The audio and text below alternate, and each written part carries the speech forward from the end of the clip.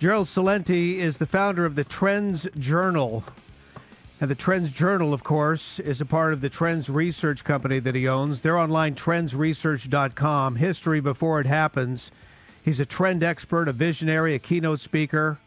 You see him on a lot of the various TV shows talking about the state of our economy in specific. Gerald Celente, always a pleasure to have you out here on the left coast, sir.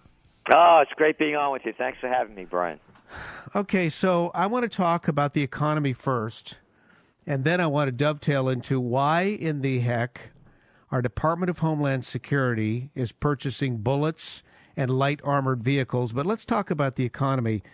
We're told that this sequester is the worst thing that could ever possibly happen. We're told there are going to be long lines at the airports, which not manifesting at this time, that basically the economy is going to turn. What kind of lies are they trying to feed us with this sequester nonsense, Mr. Celente? It's fear and hysteria. They do it all the time. Remember when we went over the fiscal cliff? So this is what the government does, and it takes its mind off what's really going on.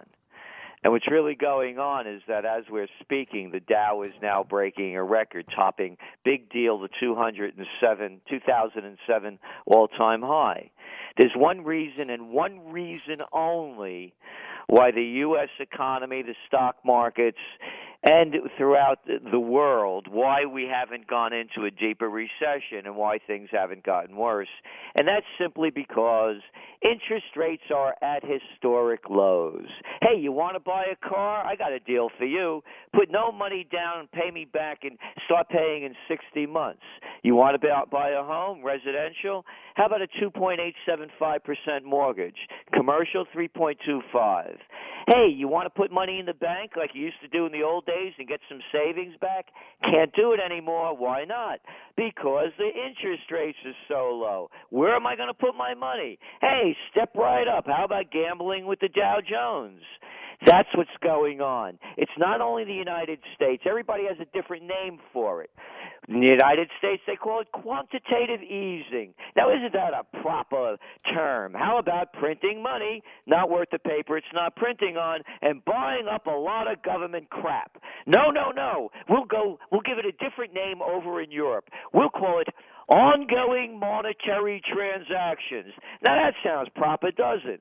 Well, yeah, we'll just keep buying everything. You know those worthless stocks, the bonds that they have in all these countries, like Spain and Italy and Portugal? Don't worry about it. Mario Draghi, the head of the ECB, former member of the Goldman Sachs gang, European Division vice chairman, he says they'll keep buying them no matter what.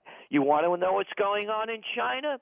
Very simply, listen to the Communist Party reports coming out as we speak now. More money going into the system. We're going to keep it afloat. Hey, look what's going on over there in Japan. New Prime Minister, Abe. What did Abe do? Well, since he came on, when they said he was going to win in December, the yen has lost 20% of its value. Why is that? Well, because he said the Bank of Japan has to keep buying up worthless assets and print more money.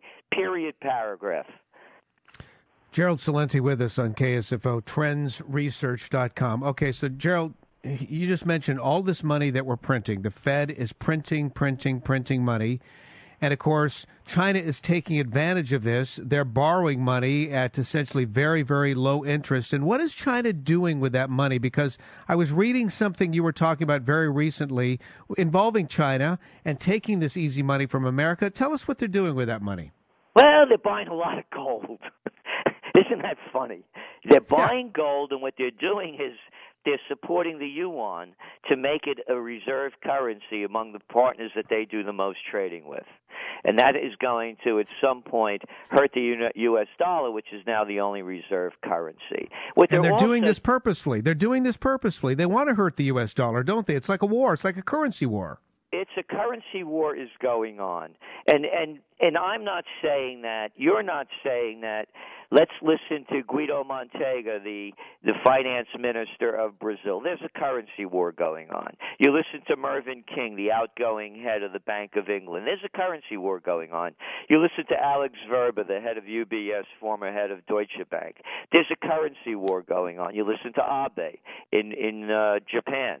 There's a currency war going on. So what they're doing is the Chinese. What they're also doing is they're stimulating their economy in a very different way than we do it. In the United States, the way they stimulate the economy, and the matter of fact, coming out through Bloomberg, I mean, that's no left-wing piece of media. The United States, we the people, the banks had made it an estimated, the 8 largest banks made an estimated $85 billion in profit last year, all because of we the people subsidizing them by letting them borrow money at virtually no money at all.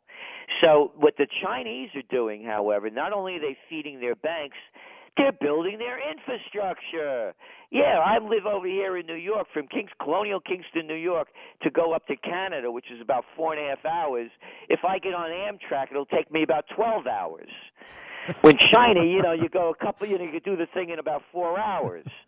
The whole game is this country is going down. Oh, and by the way, now you're also hearing Biden saying, if Iran, gets out of line, we're not going to tolerate it. We're looking at now wars in Syria that they're talking about now. Kerry went over there. I love it.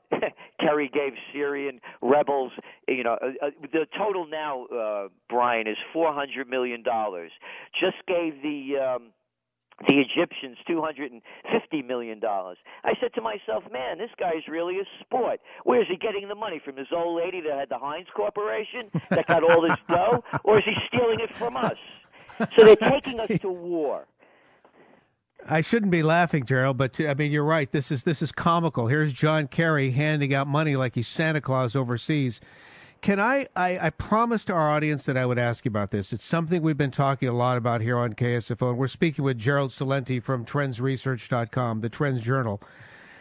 Gerald, it should be very disconcerting to everyone. Why is the Department of Homeland Security, not the military, the Department of Homeland Security buying billions of bullets and 2,700 light armored vehicles? What's going on here, sir? 4 words that kill this country, kill capitalism. It's called too big to fail. You used to rise and fall on your own merits. It's called a merger of state and corporate powers right now, and that's called fascism. And when you look at what's going on around the world, it's not going to be any different here. How many hundreds of thousands, millions took to the streets in Portugal last week? You didn't hear that on the news. The Queen had diarrhea. That we heard about that one. You didn't hear about the millions of people taking to the streets in Spain. You're not hearing about all of the people that are taking to the streets continuously and the riot police that are building up in Greece. What they're doing, in my belief, is as we look at all of our lost rights that have happened since Bush and Obama have taken over, they're preparing for the worst. Because when people lose everything and have nothing left to lose, they lose it. And I believe that they're getting – look, Obama repealed the Posse Comitatus Act of 1878 on New Year's Day, 2012. And that now allows the military to take over police duties. Heil Obama. TrendsResearch.com, Gerald Celente. There's never enough time, which means we have to have you back on soon. The Trends Journal, it's a must-read. Gerald, as always, thanks for joining us here on KSFO. Hey, thanks for having me, Brian. Thanks for joining us here on KSFO.